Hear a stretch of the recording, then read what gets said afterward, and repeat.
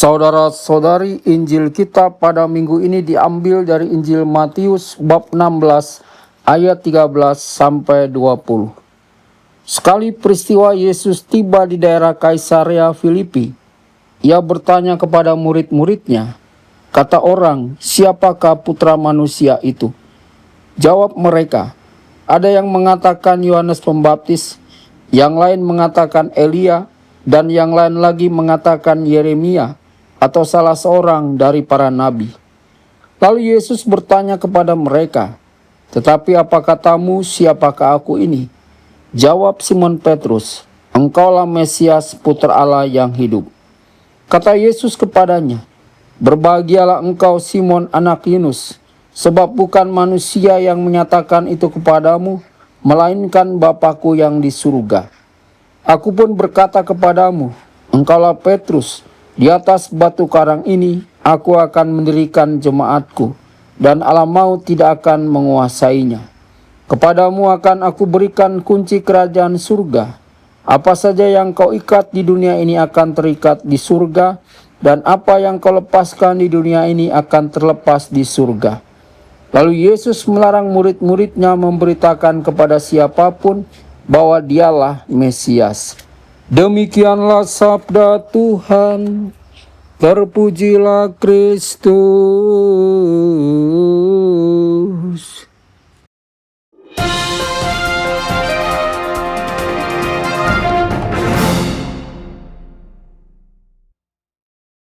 Dalam nama Bapa dan Putra dan Roh Kudus. Amin. Saudara dan saudari terkasih dimanapun Anda berada, jumpa lagi dengan saya Romo Tedens dalam saluran Warta Kabar Sukacita. Semoga Anda semua dimanapun berada senantiasa dalam keadaan sehat dan bahagia. Saudara-saudari, ada satu pertanyaan yang kadang dapat mengubah seluruh hidup seseorang. Pertanyaan itu bukan tentang pekerjaan, kekayaan, atau masa depan, melainkan tentang hubungan. Misalnya seorang sahabat bertanya, siapa saya bagimu? Seorang ayah bertanya kepada anaknya, apakah engkau sungguh mengenal ayahmu? Pertanyaan seperti itu tidak dapat dijawab hanya dengan pengetahuan. Pertanyaan itu hanya dapat dijawab melalui pengalaman hidup bersama. Demikian pula dalam Injil hari ini, Yesus mengajukan dua pertanyaan kepada para muridnya. Pertanyaan pertama berbunyi, menurut orang, siapakah anak manusia itu? Jawabannya bermacam-macam. Ada yang mengatakan Yohanes Pembaptis, ada yang mengatakan Elia, ada pula yang mengatakan Yeremia atau salah seorang nabi. Semua jawaban itu menunjukkan bahwa orang banyak memang mengenal Yesus, tetapi hanya dari luar. Mereka mengagumi ajarannya, menyaksikan mujizat-mujizatnya, bahkan mengikutinya kemana-mana. Namun pengenalan mereka belum sampai pada inti siapakah Yesus sebenarnya. Bukankah keadaan itu juga sering terjadi pada zaman sekarang? Saudara-saudari, banyak orang mengenal Yesus hanya dari cerita.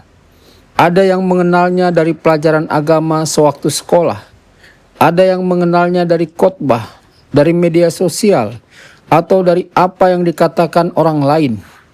Mereka tahu banyak tentang Yesus, tetapi belum tentu mengenal Yesus secara pribadi. Mengetahui tentang seseorang berbeda dengan mengenal orang itu. Saudara-saudari, kita mungkin mengetahui riwayat hidup seorang tokoh terkenal, tetapi kita tidak mempunyai hubungan dengannya. Sebaliknya, kita mengenal ibu atau ayah kita bukan karena membaca buku tentang mereka, melainkan karena hidup bersama mereka setiap hari. Begitu pula dengan Yesus. Menjadi murid Kristus bukan hanya soal mengetahui ajarannya, tetapi membangun relasi yang hidup dengannya melalui doa, sabda Allah, ekaristi, dan pengalaman berjalan bersamanya setiap hari. Lalu Yesus mengajukan pertanyaan kedua yang jauh lebih pribadi. Tetapi menurut kamu, siapakah aku? Suasana menjadi hening. Pertanyaan itu tidak lagi dapat dijawab dengan mengutip pendapat orang lain. Kini setiap murid harus memberikan jawaban dari hatinya sendiri.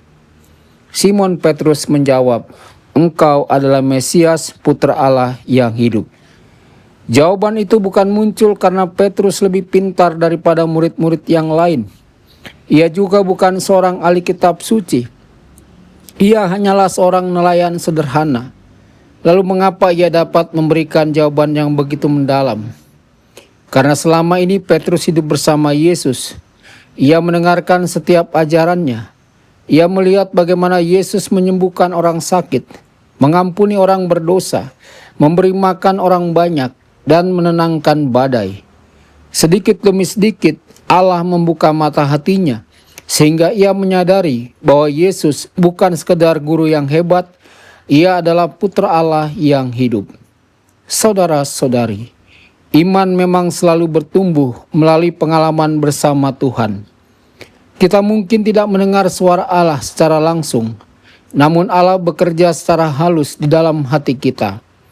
Ketika kita membaca kitab suci, ketika kita berdoa, ketika kita menerima ekaristi, ketika kita mengalami pertolongan Tuhan di saat-saat sulit, sesungguhnya Allah sedang membentuk iman kita. Semakin kita membuka hati terhadap rahmat-Nya, semakin kita mengenal siapakah Yesus sebenarnya.